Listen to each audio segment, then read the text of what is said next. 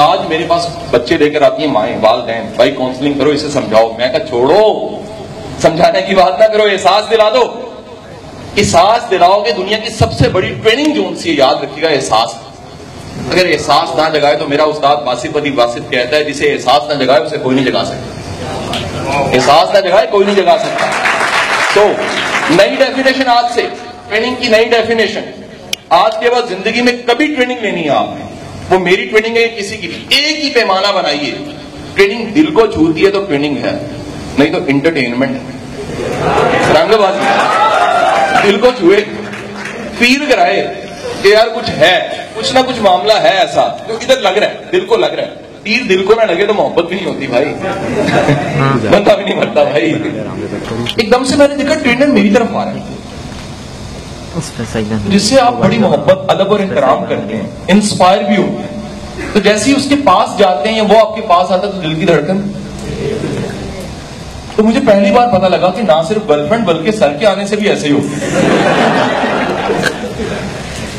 تو دل کی دھڑکن ایسے پاس آئے تو مجھے لگا کہ ابھی شاباشی ملے گی، کیا بندہ ہے، ریکارڈر پکڑا ہے ایسے جیسے سارا سامان، کیا لرننگ کا سٹائل ہے۔ کہتے یہ کیا ہے؟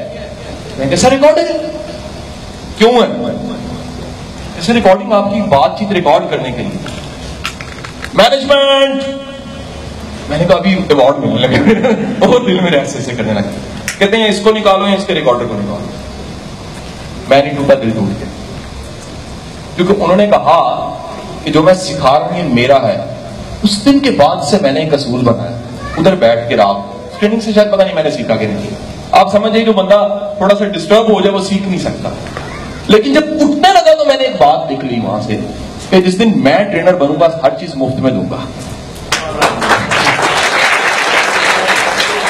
یہ جو 570 ویڈیوز آپ دیکھ رہے ہو نا، یہ جواب ہے اس کا، ٹرینر کا نام میں نہیں لے سکتا۔ حضور والا یاد رکھیے گا ایک جملہ، اور یہ جملہ میں نے ایک واقعے سے لیا ہے جو ٹریننگ میں سناتا رہتا ہوں۔ سقراط کے پاس ایک شخص گیا، کہنے لگا اتنا علم کہاں سے آیا، اتنا فہم کہاں سے آیا؟ کہتا جواب لینا صبح میں آ جانا، اشنان کرتا ہوں نہاتا ہوں میں، وہاں جواب ملے گا۔ چلا گیا، دیکھا سقراط پانی میں کھڑا، اتنا پانی ہے گردن کے پاس، اس نے دور سے اشارہ کیا آگے جواب لینے، کہاں آ گیا؟ کہتا پانی میں آ جاؤ، ساتھ کھڑے ہو جواب ملے گا۔ وہ ساتھ کھڑا ہوا، سوچا یار استاد عجیب ہے، کہاں کہاں جواب دے، کہاں کلاس روم اور کہاں پانی میں استاد کے ساتھ جانگیاں پہن کے کھڑا ہونا ہے برابر۔ تو جیسے وہ پاس آیا، برابر میں کھڑا ہوا، سقراط نے سر پکڑا اور باقاعدہ جیسے تیرگی کر کے اوپر اس کے اور چڑھ کے اس کا سر پانی میں ڈبو دیا۔ شروع میں ادب احترام ہوتا ہے نا استاد، تھوڑی دیر بعد نہیں ہوتی، اور تھوڑی دیر کے بعد میں اس نے اٹھا کے پھینکا ہوگا استاد اپنے گھروں میری جان چھوڑ، سانس لیا، باہر نکلا، کہتا توبہ آج کے بعد سوال نہیں۔ اس نے کہا چھوڑ سوال کو، میرے سوال کا جواب۔ کہتا کیا سوال؟ کہتا یہ بتا کہ جب میں نے تیرا سر پانی میں ڈبویا، جب مجھے تو پھینکنے لگا تھا، تیری کیا فیلنگ تھی، کیا خواہش تھی، کتنی خواہشیں تھی، کیا وین لسٹ میں لمبی چوڑی لسٹ لکھی تھی تو نے؟ اس نے کہا صرف ایک ہی خواہش تھی، سانس آ جائے۔ اس نے کہا جواب لکھ لے جو کل سوال کیا تھا، علم کہاں سے آتا ہے؟ کہتا ہے جیسے مرنے والے کے پاس سانس کی خواہش ہوتی ہے، انسان کے پاس علم کی بھی خواہش ایسے ہو تو علم چل کے آتا ہے، علم چل کے آتا ہے۔ تو میں نے اس ریکارڈر چھیننے کے واقعے سے سیکھ لیا کہ علم کے لیے شاید چیزیں، لوازمات اور وسائل نہیں چاہیے، سچا پیاسا ہونا چاہیے، جنونی ہونا چاہیے۔ اگر آپ کی طلب سچی ہے تو علم گھر کی لونڈی باندھی بنے گا، طلب سچی نہیں ہے تو لوگ علم میں بیٹھے ہوتے ہیں۔ پنجاب کے سارے جو ہے نا لائبریرینز میں نے پڑھائے ہیں، بڑا مزے کا واقعہ ہوا، ایڈمنسٹریشن کا ڈپارٹمنٹ ایک میرے پاس، میں وہاں پڑھاتا ہوں، میں وہ لائبریرینز کو بٹھا کے سوال کرتا ہوں کہ کتابیں پڑھتے ہو؟ نہیں، وہ کیا ہوتی ہیں؟ لائبریرینز، میں نے تمہارے گھر میں کتابیں ہیں؟ تو ہاتھ دھو کے کھڑے ہو گئے، ہاں ہیں۔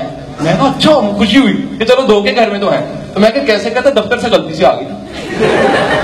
ارے خدا کی بنا، جس ملک کا لائبریرین کتابوں میں رہ کے کتاب نہ پڑھتا ہو وہاں علم کی موت ہی ہونی، وہاں ترقی کہاں سے ہونی؟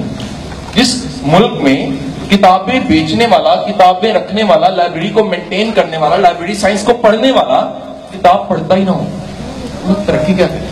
سو یاد رکھیے گا اگر آپ میں طلب سچی ہے تو 5 سال کا ٹارگٹ رکھیے گا، جیسے ٹونی رابنس نے کیا کہ 700 بکس پڑھ جانا.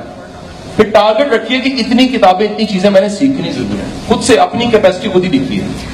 دیر از نتھنگ امپاسبل. اس حوالے سے تو کہا جا سکتا ہے اگر آپ کی اسپیڈ ریڈنگ ہے، آپ کا ویژن ہے، آپ فارم ہے، آپ کی ول ہے، تو پھر تو کتابوں سے عشق ضروری ہے. ہم ہمیشہ حاصل کو لکھتے ہیں، گاڑی، گھر، بنگلہ، پیسہ، 10 کروڑ ہوگا.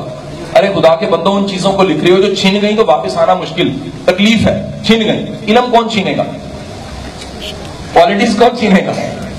صلاحیت کون چھینے گا؟ اور ایک بات بتا دوں، نصیب ایک وہ جو بنا ہوا ہے، نصیب ایک وہ جو تم نے بنا لیا ہے، کون چھینے گا؟ کوئی نہیں چھین سکتا. تو یاد رکھیے وہ چیزیں ڈیولپ کیجئے جو چھینی جا ہی نہیں سکتی، بلکہ اگر چھینے تو بڑھ جائیں، 2 تو بڑھ جائیں.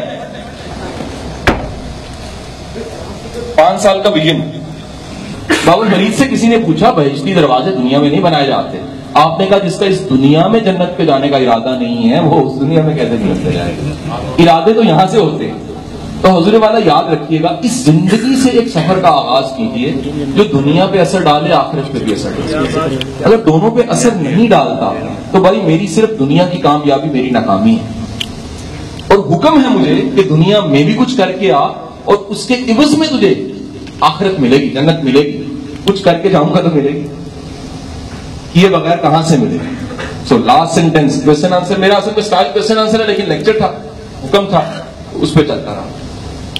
لاسٹ یہ سینٹینس یاد رکھیے گا کہ اگر دنیا میں آپ کے آنے سے فرق نہیں پڑا تو دنیا سے جاؤ گے بھی تو فرق نہیں پڑے گا.